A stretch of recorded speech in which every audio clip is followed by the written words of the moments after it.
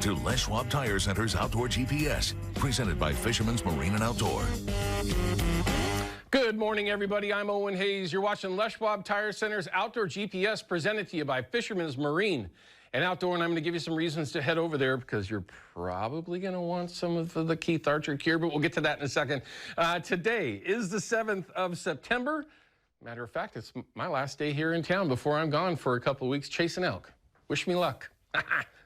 Y'all know I need lots of luck. But today we've got a special show lined up for you. It's fall, right?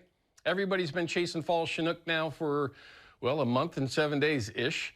And a lot of folks are making eggs. Let's take a look with that Kershaw Tech Cam just to give you a quick idea what we're going to talk about with our guest in studio is curing eggs, the process of doing it the right way. And we got a little lucky here. Our guest in studio is Keith Archer. He is the man behind Ultimate Egg Cure in partnership, of course, with ProCure. He brought in some beautiful skeins that we're going to cure up for you.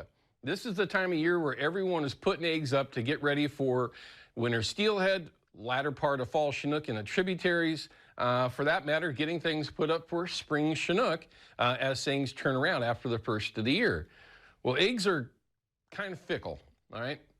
You can do a lot of different things to eggs to make them fishy, but there's things that you can do to make them really, really good. Starting out with a good cure is a great way to go. And the Keith Archer cure, I think by itself, the Ultimate Egg Cure in the last year or so has kind of set a bit of a standard there.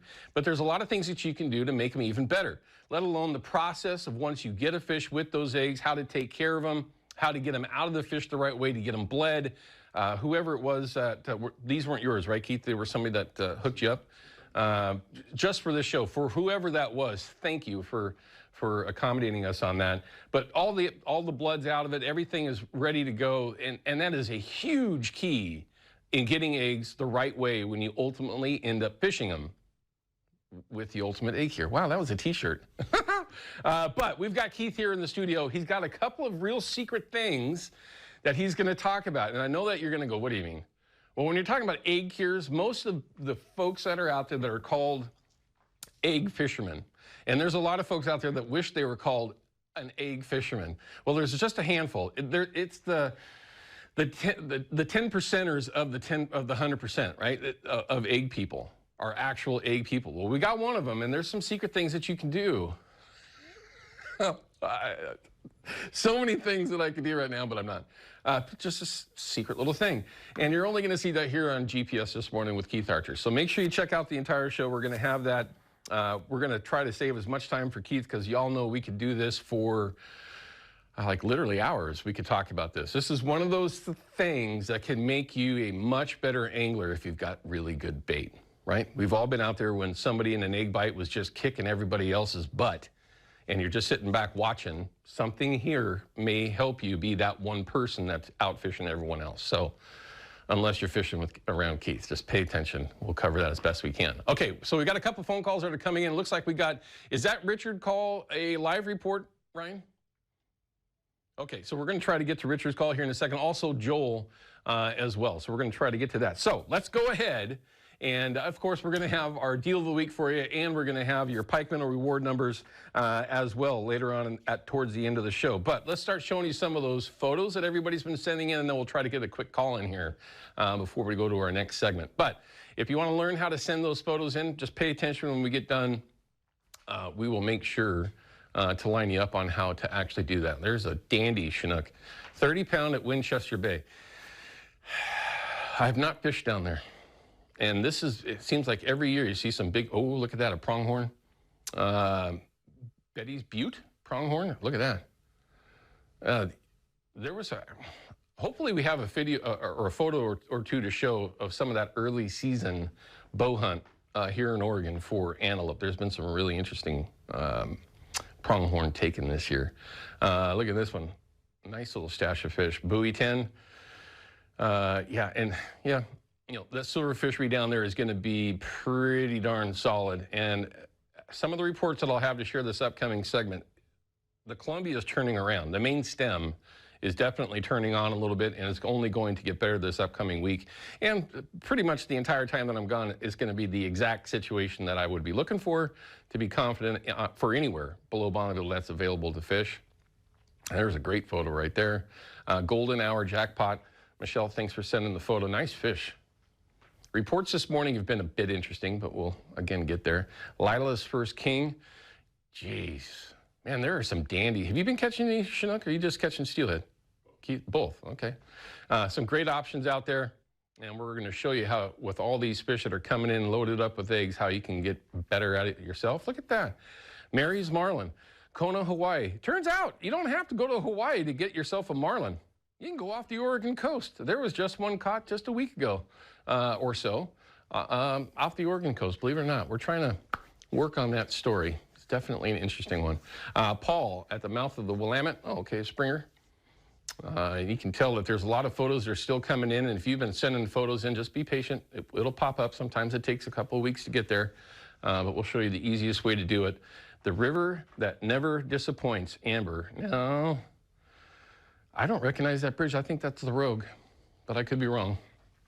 Somebody correct me if I am. Amber, nice fish. Great photo as well. And here's a quick video. Yeah. Feeding the eagles at Odell. Oh, yeah.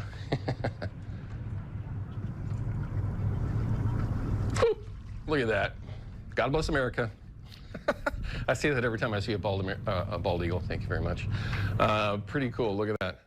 It's the Fox 12 app. It's free. Download it when you do so. Follow along with everything here at Outdoor GPS and, of course, KPTV and KPDX. Upload those photos and videos.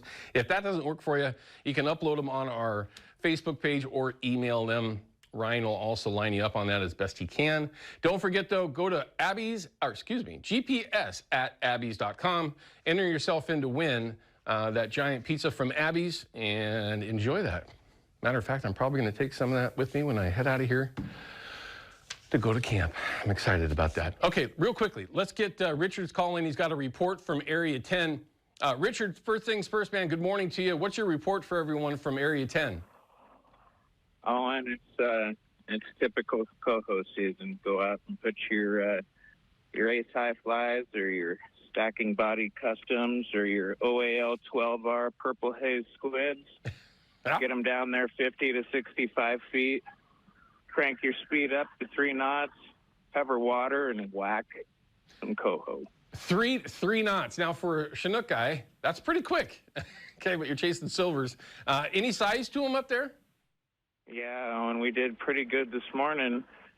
In between breaking stuff on my boat, like my autopilot and my kicker this morning on our last fish, decided to start puking fuel. In between that, it's really good.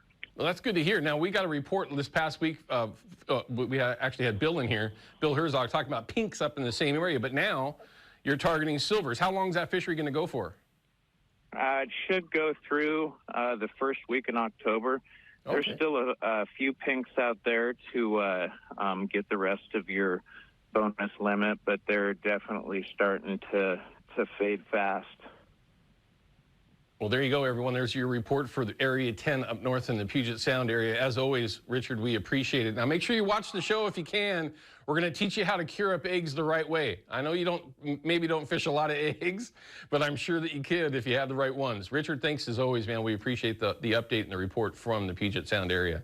All right, we're going to cut to a quick break. When we come back, we're going to get through a quick segment, a couple of reports to throw out there, an update on the fish counts. Massive day. Up around Bonneville, and some really good reports from the same area. We'll have that when we come back from this break.